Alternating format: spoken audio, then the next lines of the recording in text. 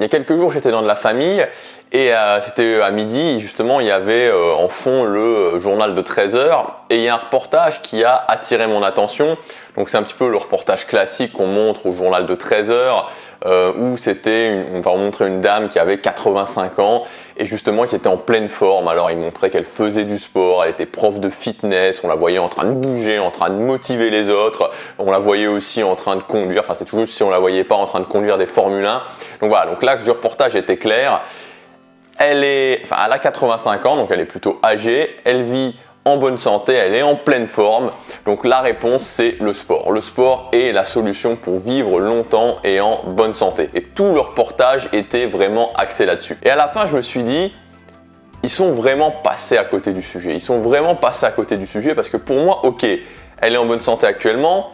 Bon, le sport est certainement une partie de la réponse, très certainement une partie de la réponse, mais finalement, pourquoi elle fait du sport ? Pourquoi elle continue à faire du sport? C'est-à-dire pourquoi elle a commencé le sport et pourquoi elle continue à faire du sport à 85 ans? C'est quoi ses croyances? C'est quoi ses valeurs? C'est quoi les choses qui l'ont poussé à faire ça? C'est quoi les choses qui l'ont poussé à être en forme, être en forme tous les jours, à se donner tous les jours, à avoir la pêche tous les jours? Ça aurait vraiment été intéressant plutôt que de la montrer en train de faire du saut à l'élastique, de conduire des dragsters et en train de dire voilà, il faut que vous fassiez du sport pour être en bonne santé. Et on est vraiment dans une société où on est orienté sur le résultat, c'est-à-dire que tout est sur le résultat, tout pèse sur le résultat et finalement les grands groupes industriels l'ont bien compris parce que ils se sont dit quoi? Ils se sont dit ok, on est orienté sur un résultat, donc les gens veulent ce résultat, le résultat c'est vraiment la pierre précieuse et là on a les gens, voilà, donc on a une personne qui est là et qui veut un résultat, le résultat c'est tout ce qu'elle veut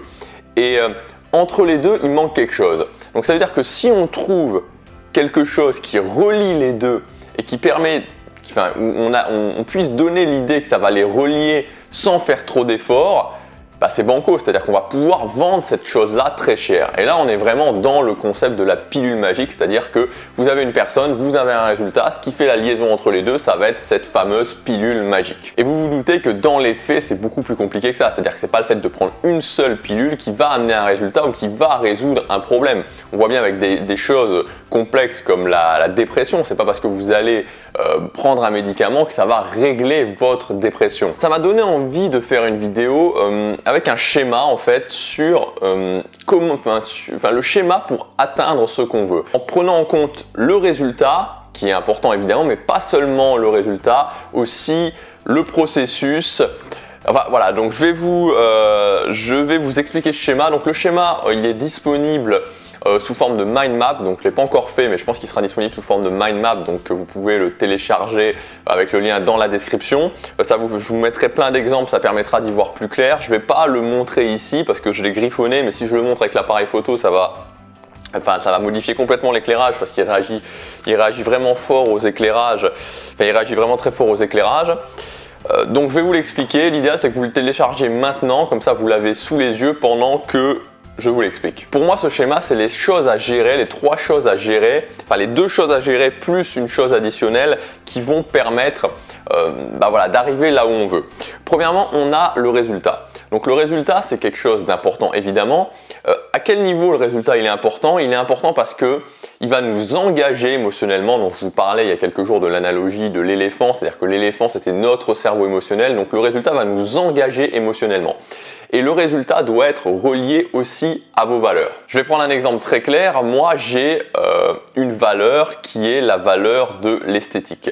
C'est-à-dire que j'ai envie d'avoir un corps dont je suis fier de moi, j'ai envie de bien m'habiller parce que c'est quelque chose qui est en moi. Alors c'est un moment, pendant pas mal d'années, je me suis posé la question en me disant est-ce que c'est pas superficiel, vous savez, parce qu'on dit souvent ce genre de choses sont superficielles, mais je pense que c'est pas superficiel, ça dépend si vous avez cette valeur ou si vous ne l'avez pas.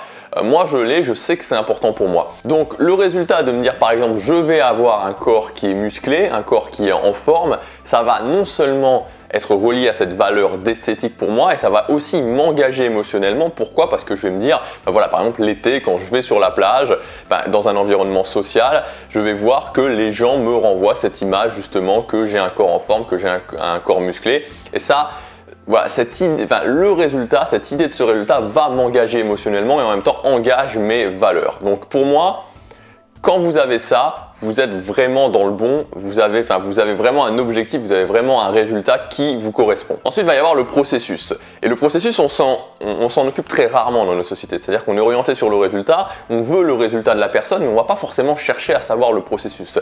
Le processus, c'est quelque chose de très intéressant. Et une fois qu'on a mis le résultat de côté, c'est assez facile de gérer le processus. C'est-à-dire que c'est quelque chose de tout à fait logique. C'est purement logique.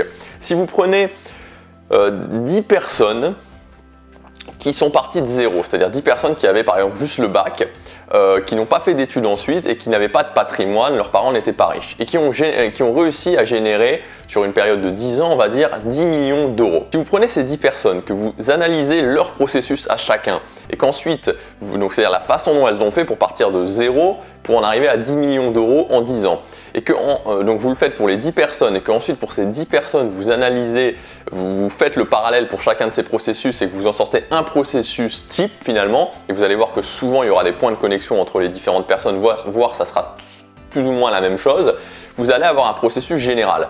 Si vous dupliquez ce processus général, c'est-à-dire que vous aussi vous avez juste le bac et vous aussi vous voulez générer 10 millions d'euros en 10 ans, vous suivez ce processus, vous allez forcément y arriver. Le processus, c'est purement logique, il suffit d'enchaîner les actions et si vous avez un modèle qui fonctionne et que vous suivez ce modèle qui fonctionne, vous allez y arriver.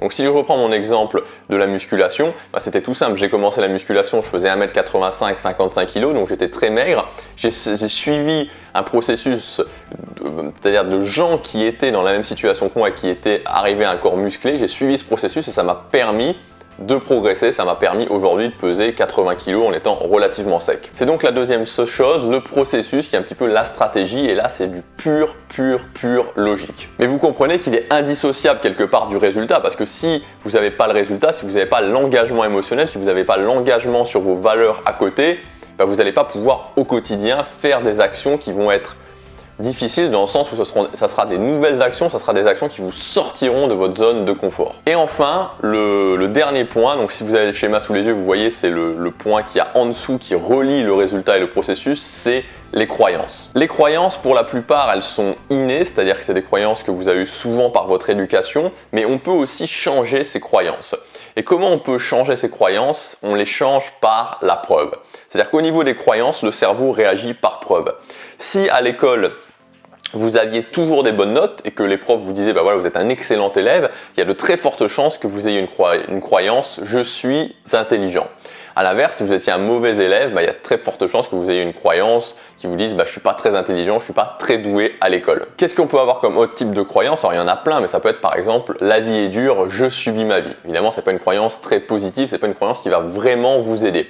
Sinon, à l'inverse, on peut avoir je suis le créateur de ma vie, je suis capable d'emmener ma vie là où je veux, je suis capable d'être heureux, je suis capable d'atteindre les objectifs que je veux.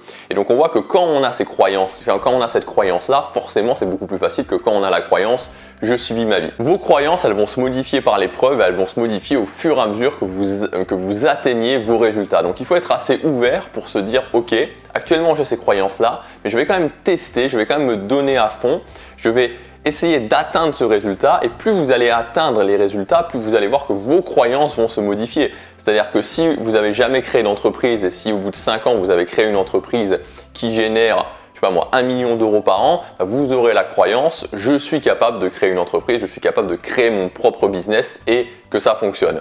Et si vous devez créer un autre business, forcément ça sera beaucoup plus facile. Bon, cette vidéo elle était un petit peu théorique, mais voilà, j'avais envie de la faire. Je suis parti vraiment de l'idée de ce reportage parce que c'était toujours pareil, cette chose où on cherche, enfin finalement, on est juste orienté sur le résultat et on ne prend pas en compte le processus, on ne prend pas en compte les croyances, on ne prend pas en compte tout ce qu'il y a derrière. Et c'est pour ça que j'ai voulu faire ce schéma. Donc si vous ne l'avez pas encore téléchargé, téléchargez-le, vous comprendrez beaucoup mieux cette vidéo. Et puis surtout, j'ai mis d'autres exemples et par écrit, c'est beaucoup plus clair. Si cette vidéo vous a plu, si vous pensez qu'elle peut aider d'autres personnes, surtout à l'horizon 2017, au moment où on met en place ces nouveaux objectifs, où on veut atteindre de nouveaux résultats, vous pouvez la partager. Je vous dis à demain pour la prochaine vidéo. Passez à l'action, chaque jour compte.